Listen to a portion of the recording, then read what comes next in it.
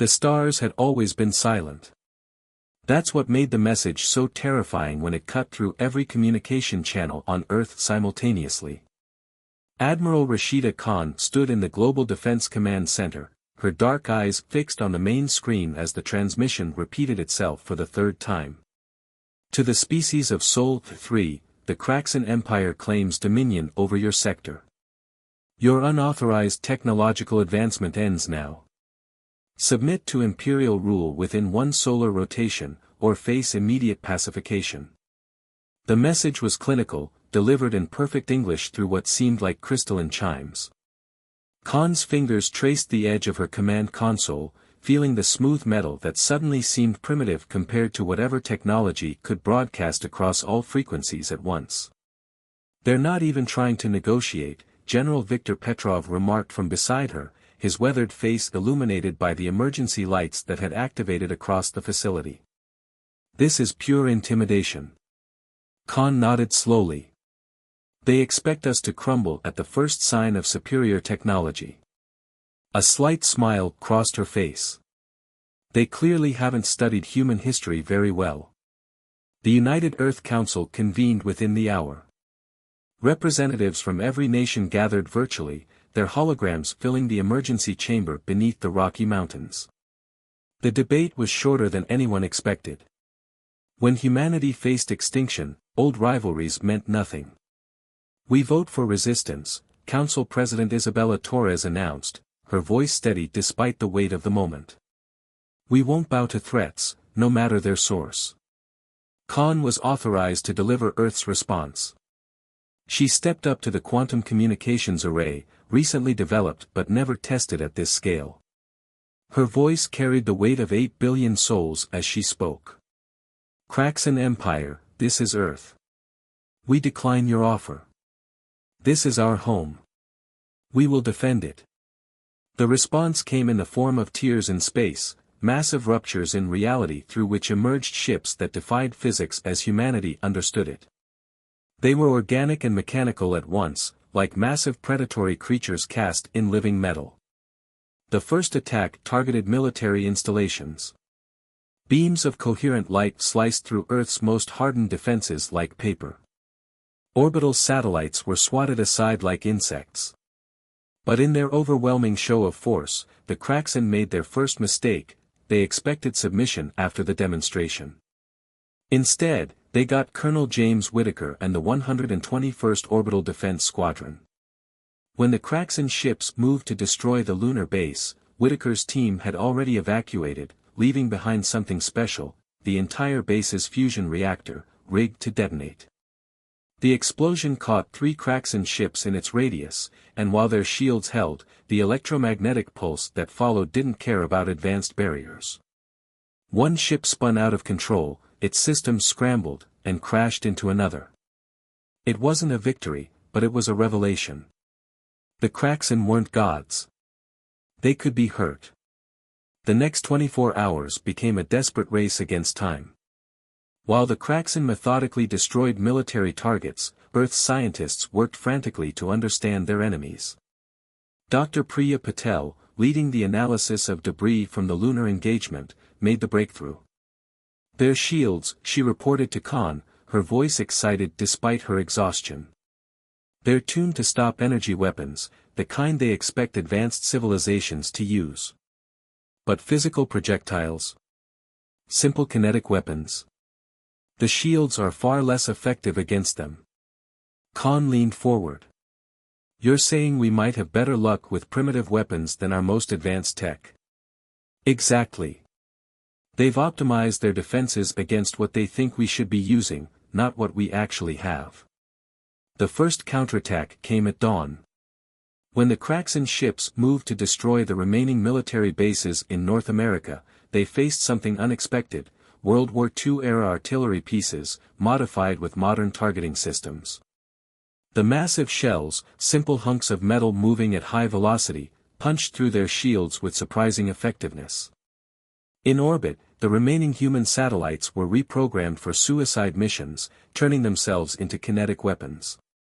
The Kraxan lost 5 ships in the first hour, their commanders unable to adapt to warfare they considered beneath them. But the aliens learned. Their second wave was more cautious, their attacks more precise. They began targeting civilian infrastructure, trying to break humanity's will to resist. They didn't understand that every destroyed city, every fallen building, only hardened human resolve. In her command center, now relocated to a bunker deep beneath the Andes, Admiral Khan watched the casualty report scroll past. Millions dead, more wounded or missing. Yet for every loss, she also saw hope, reports of successful guerrilla attacks, of cracks in ships damaged or destroyed by primitive human weapons, of resistance cells forming in occupied territories. They thought this would be easy, she told her staff during a brief respite between attacks. They thought we'd see their power and surrender. Instead, they've given humanity something it's never had before, a common enemy. As the first day of war ended, Earth was bloodied but unbowed. In labs and workshops around the world, humans began adapting their obsolete technology for war against an advanced enemy. In bunkers and hideouts, soldiers and civilians alike prepared for a long fight. The Kraxan Empire had made a fundamental mistake. They had assumed technological superiority guaranteed victory. They were about to learn why humans had survived ice ages, plagues, and their own violent nature. They were about to learn why every human defeat only made them more determined. They were about to learn why you should never corner a species that had turned survival into an art form. The underground facility in Johannesburg hummed with activity as Dr. Nadia Volkov examined the twisted piece of Kraxan technology under a quantum microscope.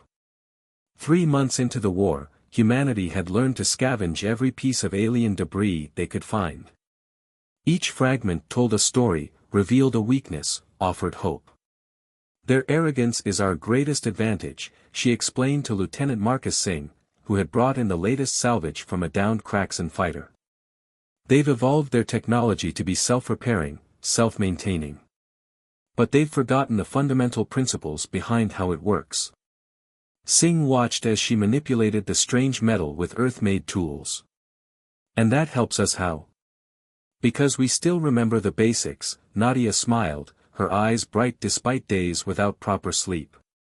We still know how to fix things when they break, how to improvise, how to work with primitive tools. The Kraxan. They've lost that knowledge. Their technology is like magic to them now, they use it, but they don't truly understand it anymore. This insight had proven crucial in humanity's resistance. While the Kraxan still held orbital superiority, their ground forces were increasingly vulnerable to human counterattacks. Earth's militaries had adapted with stunning speed, combining old warfare techniques with salvaged alien tech. In orbit, Admiral Khan had overseen the implementation of Project Slingshot, massive electromagnetic railguns built into the sides of mountains, firing simple tungsten rods at near-relativistic speeds. The Kraxan's shields, designed to stop energy weapons, struggled against these primitive projectiles. Status report, Khan demanded during the daily War Council. The holographic displays showed the current battle lines, red for Kraxan control, blue for human-held territory, and a growing amount of purple for contested regions. We've pushed them back in South America, General Petrov reported. The rainforest guerrillas are giving them hell. They can't adapt to fighting an enemy that uses the environment against them. Europe is holding, added Field Marshal Yuki Tanaka. The underground networks are working. Every time they destroy one of our bases, 3 more pop up in unexpected places. They're learning that humans are very good at hiding and striking from the shadows. But the news wasn't all good. The Kraxan had adapted too, learning from their early mistakes. They'd modified their shields to better handle kinetic weapons, though doing so made them more vulnerable to electromagnetic attacks. They'd begun targeting food production facilities, trying to starve humanity into submission. The turning point came from an unexpected source. Thomas O'Reilly, a former video game developer turned defense analyst, noticed a pattern in Kraxan ship movements. They're predictable, he explained to Khan, pointing to animation he'd created. Their tactical algorithms are incredibly advanced, but they're still algorithms. They follow patterns. In gaming, we call these spawn points and patrol routes. Once you know them, you can exploit them. Khan finished, a predatory smile forming on her face. The next major battle demonstrated this insight's value. When Kraxan ships appeared over Mumbai, they found their usual attack patterns disrupted by carefully placed debris fields. As they adjusted their routes according to their tactical protocols, they flew right into the kill zones of hidden railguns. 7 ships were destroyed in less than an hour. The remaining Kraxan vessels retreated in disarray, their commanding AI unable to compute an appropriate response to such primitive tactics. But the real breakthrough came from Dr. Volkov's team. They had finally cracked the secret of Kraxan communication technology. Their entire command and control structure relies on quantum entanglement, she explained to the War Council. It's incredibly efficient, impossible to intercept, and completely dependent on their central command ships. If we can disable those, their entire network falls apart. Khan finished. How do we get to them? They keep their command ships well behind their battle lines. Lieutenant Singh, who had become a regular at these meetings due to his experience with salvaged Kraxan tech, spoke up. We've modified some of their own stealth technology. It's not perfect, but combined with our more primitive cloaking methods, they won't be looking for a hybrid approach. Khan nodded. They never expect us to combine technologies. The plan was audacious. Using salvaged Kraxan stealth systems combined with Cold War-era radar-absorbing materials, human strike teams would infiltrate the Kraxan command and control network. But they needed a distraction, something big enough to draw the aliens' attention. Give them what they expect, O'Reilly suggested. A primitive, head-on assault. Something their algorithms will recognize and respond to predictably, while they're busy following their protocols. The War Council approved the plan. As humanity prepared for its boldest move yet, Admiral Khan addressed the combined forces.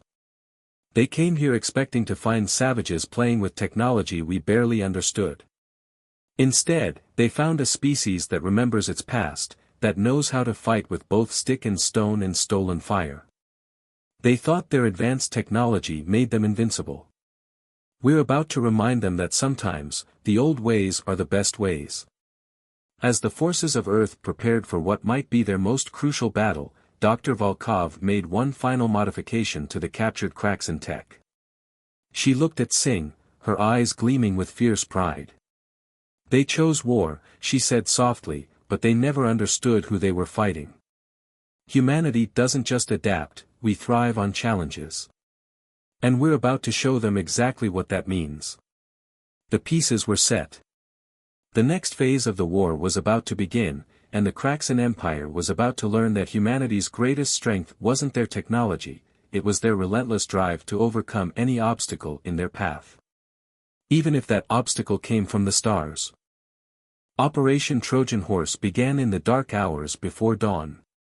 Across Earth, conventional military forces launched what appeared to be a desperate, uncoordinated series of attacks against Kraxan positions. To the alien commanders, it looked like humanity had finally broken, throwing everything they had into one last, futile offensive. Their tactical algorithms responded exactly as predicted. Lieutenant Singh watched from the cockpit of his hybrid stealth vessel as the massive Kraxan warships moved to engage Earth's forces, leaving their command ships relatively exposed.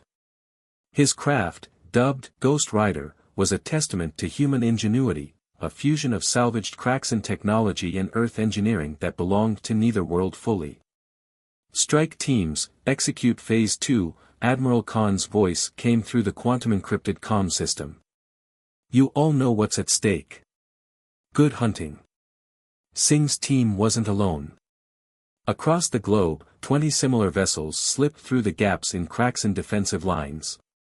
Each carried a specially selected crew and a payload that Dr. Volkov swore would change the course of the war. The first hint that something was wrong came when Kraxan commanders lost contact with their forward bases in South America. Their protocols dictated an immediate investigation, but they were too busy responding to the massive human offensive to divert resources. That was their second mistake. Target acquired, Singh whispered as his ship approached the massive form of a Kraxan command vessel. The alien ship was beautiful in a terrifying way, all curved lines and shifting metal that seemed alive. Beginning infiltration sequence. The hybrid nature of their ships proved crucial. When Kraxan sensors swept the area, they detected fragments of their own technology and dismissed it as debris. The human elements were too primitive to register as threats. Singh's team attached their ship to the command vessel's hull, using modified mining equipment to cut through. The Kraxan, for all their advanced technology, had never considered the possibility of someone physically cutting into their ships. Their internal defenses were designed to stop energy weapons and sophisticated hacking attempts, not plasma torches and mechanical drills. Inside, the alien ship was a maze of crystalline corridors and pulsing energy conduits. The team moved carefully, using handheld devices Dr. Volkov had created to avoid the internal security systems. Remember, Singh told his team, we're not here to fight. Plant the packages and get out. The packages were perhaps humanity's greatest achievement in the war so far, hybrid devices that combined Earth's most advanced computer viruses with salvaged Kraxan quantum technology. But their true power lay in their simplicity. The Kraxan depend entirely on quantum computing, Dr. Volkov had explained during the mission briefing. They abandoned traditional computing centuries ago. These devices will force their systems to execute simple binary calculations, something their quantum processors can't handle efficiently. It's like forcing a supercomputer to run on an abacus. Across the globe, other teams were infiltrating their own targets. Some were discovered, brave men and women sacrificing themselves to ensure their packages were delivered. But enough got through. At exactly 3 o'clock GMT, Admiral Khan gave the signal. The packages activated simultaneously. The effect was immediate and devastating. Kraxan command ships, the nerve centers of their entire military operation, began to fail. Their quantum networks, trying to process simple binary code, crashed. Ships lost contact with each other. Coordinated defense grids fell apart. That's when humanity launched their real attack. Railguns that had been silent for days opened fire. Electromagnetic pulse weapons, carefully positioned during the earlier desperate assault, activated. Swarms of small, automated drones, too primitive for Kraxan systems to track effectively, overwhelmed confused alien vessels. All forces, execute Operation Hammer, Khan commanded, her voice tight with controlled excitement. Hit them hard, hit them fast. Don't give them time to adapt. The Kraxan forces, for the first time in their military history, faced total chaos. Without their command and control network, each ship was forced to fight independently, something they hadn't done in centuries. Their advanced technology, divorced from the quantum network that coordinated it, became less effective. Singh and his team, their mission accomplished, fought their way back to their ship. As they detached from the command vessel's hull, they watched human forces tear into the disorganized Kraxan fleet. Ground teams reporting in, came the update over the comm: Kraxan forces are retreating worldwide. They've lost coordinated control of their ground forces. Our guerrilla units are overrunning their positions. But victory wasn't complete. Even in disarray, the Kraxan were formidable. Their ships began to adapt, establishing local networks, finding ways to work around the disruption. Some commanders, showing initiative their species hadn't needed for generations, began organizing effective resistance. As expected, Khan noted grimly. But Phase 3 is already in motion.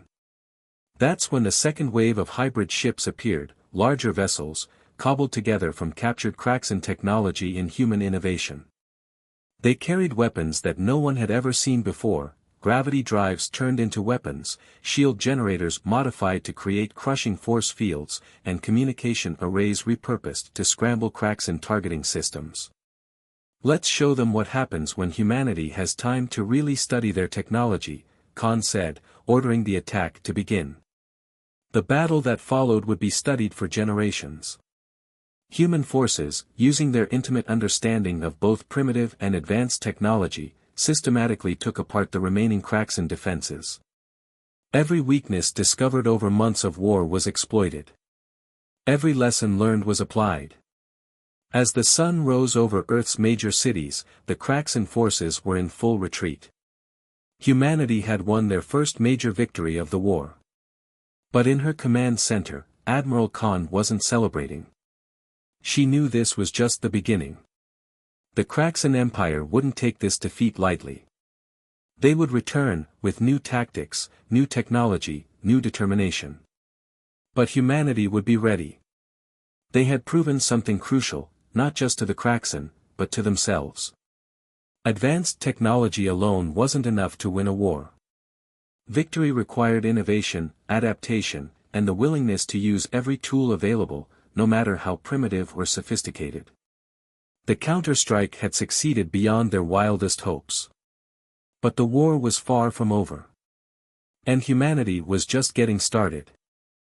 The halls of the Montana complex echoed with urgent footsteps as intelligence officer Riya Patel rushed into the war room, clutching a data tablet that contained information that would change everything.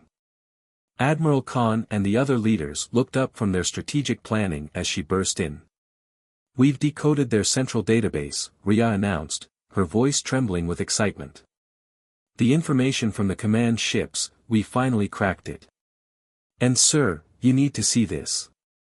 The holographic display came to life, showing information recovered from the Kraxan command vessels.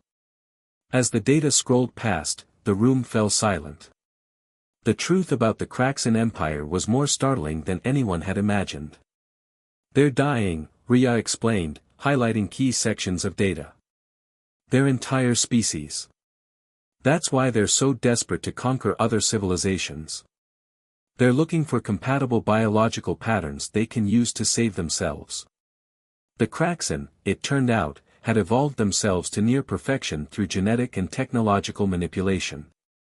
But in doing so, they'd engineered themselves into a corner. Their population was declining, their reproduction rates falling to near zero. They needed fresh genetic material to survive. "They're not just conquerors," Dr. Volkov said, studying the data. "They're desperate. They've done this before, conquered species, harvested their genetic material, tried to save themselves. But it never works. Their modifications are too extensive." Admiral Khan's face was grim. "And now they want us." "Yes," Riya confirmed. "Human genetic diversity is off their charts. We're exactly what they're looking for. That's why they didn't just bomb us into extinction. They need us alive." This revelation changed everything. The war wasn't just about conquest, it was about survival.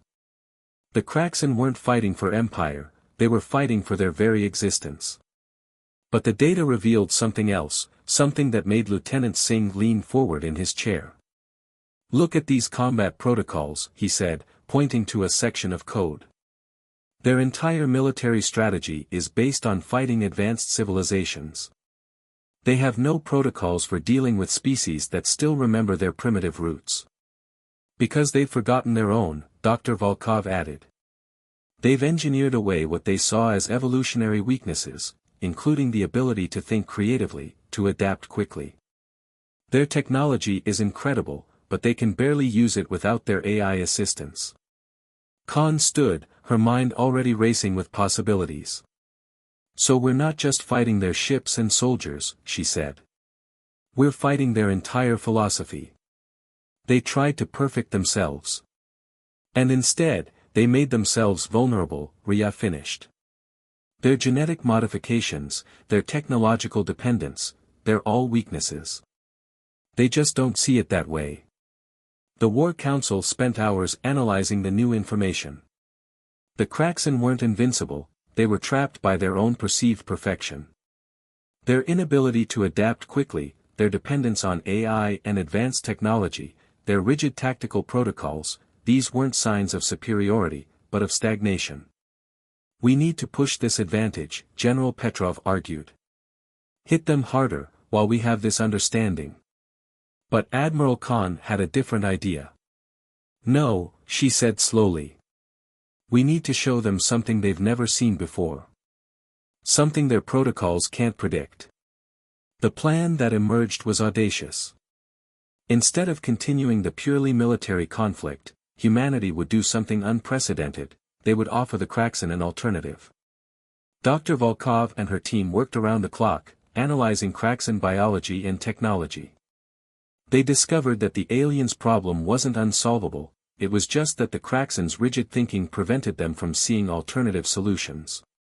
"Their genetic modifications are like a maze they've built themselves into," Dr. Volkov explained to the council. "They keep trying to force their way through the walls, but they never consider just drawing a new path." The next major Kraxan assault came 3 weeks later.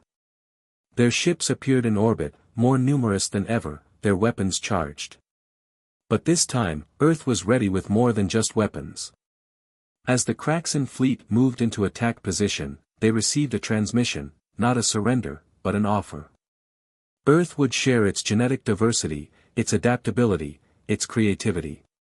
Not as conquered subjects, but as allies.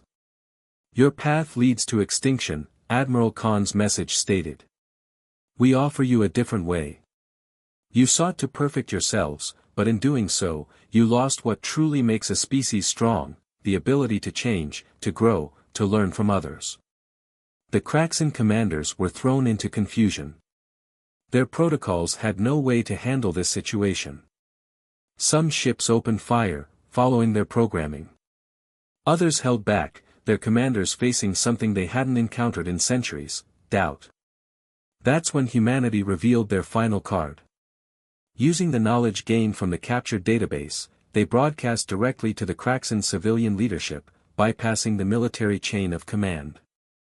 They showed evidence of successful genetic treatments developed by Dr. Volkov's team, treatments that could help the Kraxan without requiring them to conquer and harvest other species. The response was immediate and dramatic. The Kraxan fleet split apart, some ships maintaining their attack stance, others moving to protect the diplomatic vessels that suddenly appeared in orbit. For the first time in their history, the Kraxan Empire faced internal conflict. Their perfect unity, maintained by technology and genetic programming, began to crack. And through those cracks, hope began to shine. The war wasn't over. Many in the Kraxan military would refuse to consider peace, too locked into their protocols to change. But a door had been opened. Humanity had done more than just resist, they had shown the Kraxan a mirror, reflecting back the cost of pursuing perfection at the expense of adaptability. As the first diplomatic shuttles descended toward Earth, Admiral Khan stood watching the sky. "Sometimes," she mused, "the strongest move isn't to destroy your enemy. It's to show them a better way forward." The war had entered a new phase, one that would test not just humanity's strength and ingenuity, but their capacity for forgiveness and cooperation. The future remained uncertain, but one thing was clear: humanity had proven itself not just as warriors, but as something the Kraxan had forgotten how to be, teachers of change. 1 year after the first Kraxan ships appeared in Earth's skies, the view from the International Peace Station was breathtaking. Admiral Khan stood at the observation window, watching as both human and Kraxan vessels moved through carefully coordinated flight patterns. Below, the Earth showed signs of healing, green returning to scarred landscapes, cities being rebuilt with a mixture of human and alien technology. But peace hadn't come easily. The Kraxan military hardliners, led by Supreme Commander Vexthor, had refused to accept the civilian leadership's decision to pursue alliance with Earth. Their response had been swift and violent, a splinter fleet of nearly 300 ships, determined to complete their original mission of conquest. "Status report," Khan called out, turning from the window to face the hybrid command center. Human and Kraxan officers worked side by side, their technologies seamlessly integrated. "The rogue fleet has been detected approaching the Kuiper Belt," reported Commander Ishera, one of the first Kraxan officers to support the alliance. They're using our old attack patterns, they haven't adapted at all.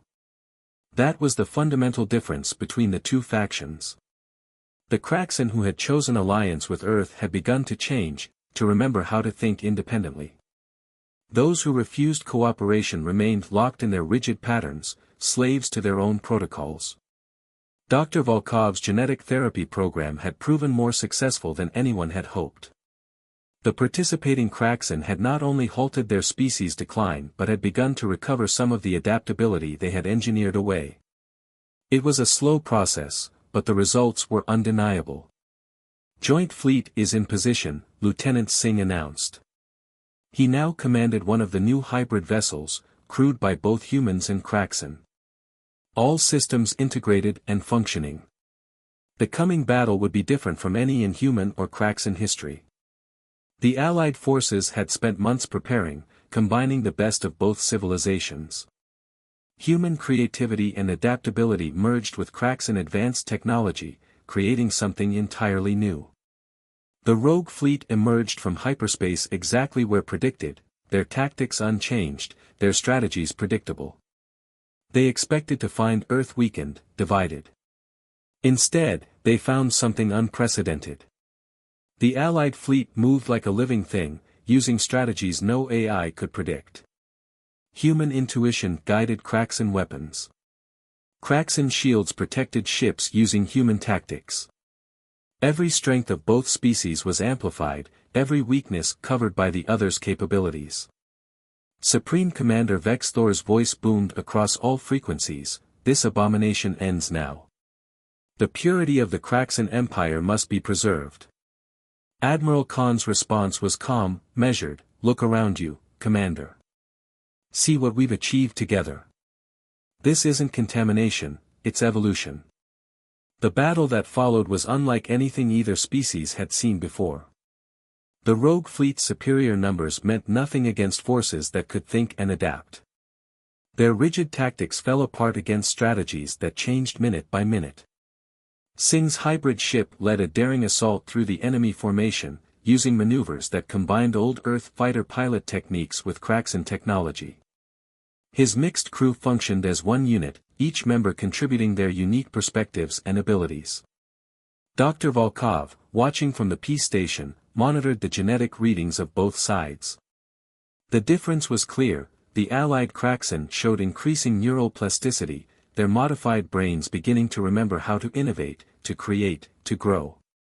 The turning point came when Vex Thor's flagship launched a desperate attack on Earth itself. The Supreme Commander had calculated that humans would abandon their positions to defend their homeworld.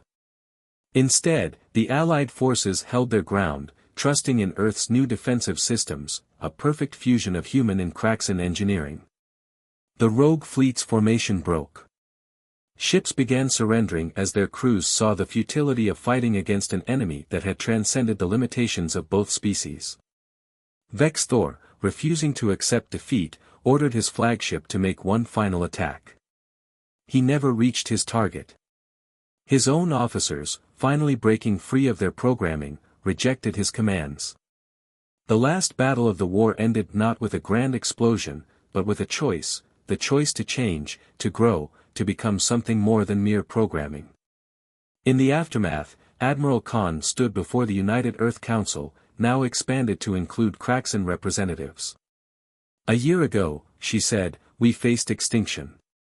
Instead, we found something none of us expected, a way forward not just for humanity, but for both our species." The reconstruction efforts accelerated. Kraxan technology, guided by human innovation, helped heal Earth's wounds. Human adaptability, combined with Kraxan expertise, pushed both species to new heights of achievement. Dr. Volkov's research continued, showing promising results in helping the Kraxan rediscover their lost potential. Lieutenant Singh's hybrid ship became the model for a new fleet, not a war fleet, but one dedicated to exploration and discovery. The stars were no longer silent. But they no longer spoke of war and conquest. Instead, they beckoned with the promise of adventure, of discovery, of growth. Two species that might have destroyed each other had instead found a way to become something greater than either could have been alone. We chose to fight, Admiral Khan told her young daughter, watching the sunset paint the sky in colors that seemed brighter somehow.